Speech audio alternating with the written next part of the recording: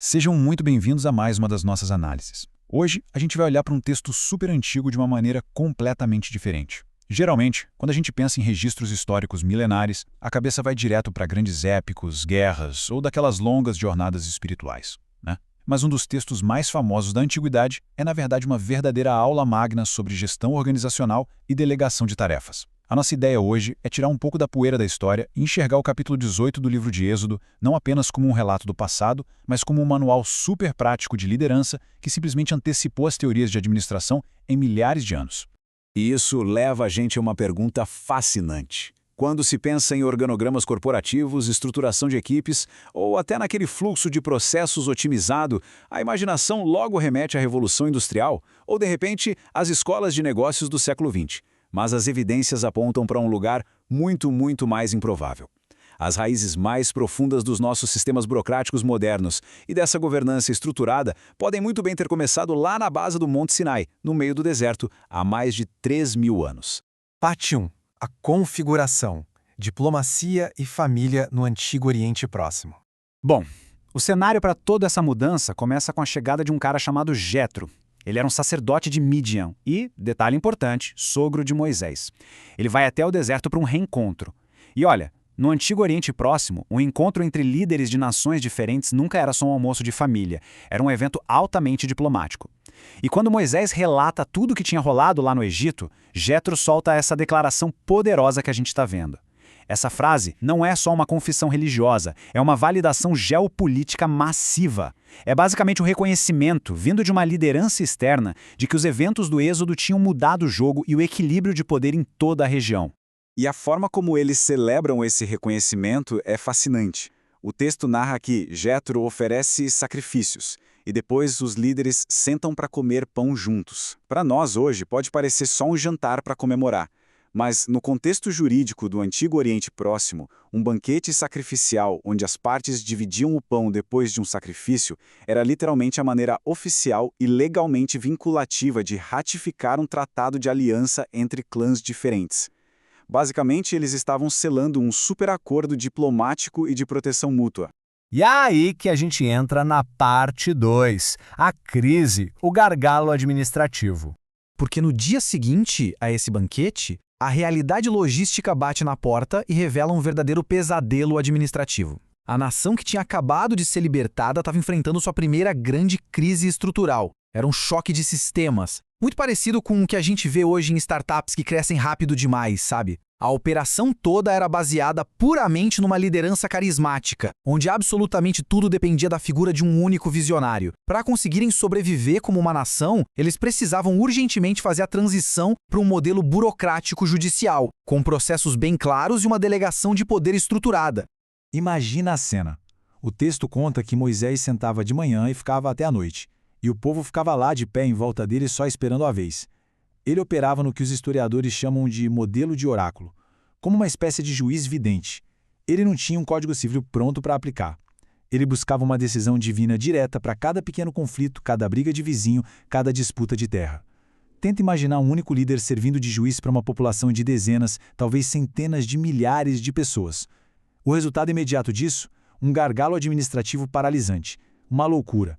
E é bem aqui que Jetro, observando aquele caos todo de fora, faz uma intervenção cirúrgica com essa frase exata. Ele aponta o óbvio que o líder que estava lá afogado na rotina não conseguia enxergar: o esgotamento iminente. Pois é, o famoso burnout não é uma invenção da nossa era. E tem mais. Na mentalidade administrativa do mundo antigo, uma justiça lenta não era só uma chateação, era vista como uma falha direta na ordem social e cósmica. O sistema ia colapsar a qualquer momento. O que nos leva à parte 3, a intervenção, o princípio de delegação de Jetro. É exatamente neste momento que a genialidade do relato aparece, com Jetro atuando como um verdadeiro consultor de gestão externo. Ele diagnostica o problema na hora e propõe uma reestruturação radical de como a operação rodava no dia a dia. E a solução é brilhante de tão simples. Na verdade, forma a espinha dorsal de quase qualquer grande empresa de hoje. Um sistema de triagem e escalonamento em 3 passos. Primeiro, capitães em níveis locais resolveriam os problemas do dia a dia. Segundo, apenas as causas realmente difíceis ou inéditas subiriam na hierarquia. E isso cumpre o terceiro objetivo, que é liberar o líder sênior para focar na estratégia e na mediação teológica, em vez de ficar afogado em microgerenciamento. E isso ilustra brilhantemente onde a verdadeira mudança organizacional tem que começar. Do número 10. A base de toda essa pirâmide estrutural foi colocar líderes sobre grupos de apenas 10 pessoas. A governança eficaz de uma multidão gigantesca não começa lá no topo, mas sim no nível hiperlocal, garantindo que nenhum indivíduo ficasse sem ponto de contato direto e rápido para resolver seus dilemas.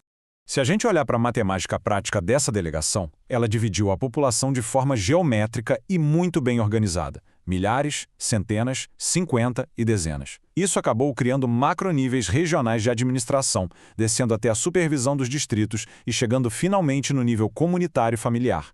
Cada chefe sabia perfeitamente qual era a sua jurisdição e os seus limites. O fluxo de trabalho que antes era impossível se tornou escalável do dia para a noite.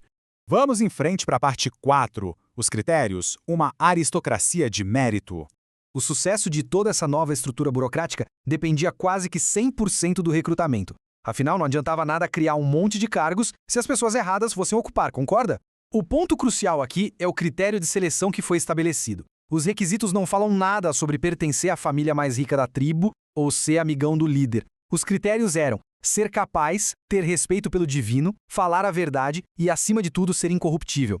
Se a gente pensar no contexto histórico, isso foi absolutamente revolucionário. Era trocar aquela hierarquia tradicional baseada em nascimento por uma verdadeira aristocracia de mérito e caráter moral. E chegamos na parte 5, o significado histórico, intercâmbio cultural no mundo antigo.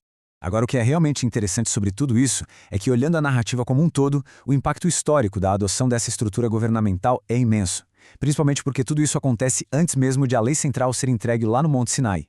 Tem até um consenso acadêmico forte em torno disso, muitas vezes chamado de hipótese midianita-kenita. A grande ironia e a beleza do texto é mostrar que a base organizacional de uma nação inteira não desceu do céu de forma misteriosa, numa nuvem.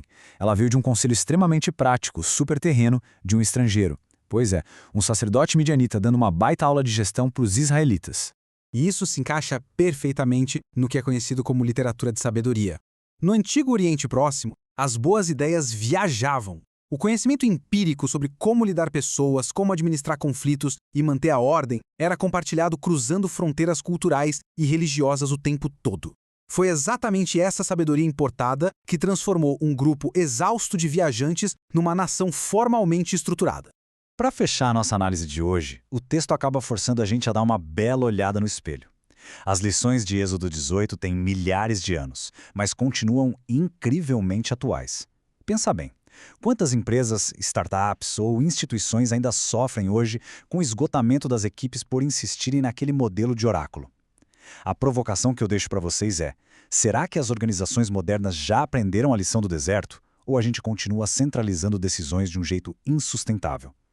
Às vezes, a sabedoria que falta para virar o jogo requer apenas a humildade de ouvir um conselho de fora. Muito obrigado por acompanharem mais essa explicação e a gente se vê na nossa próxima jornada de conhecimento. Até lá!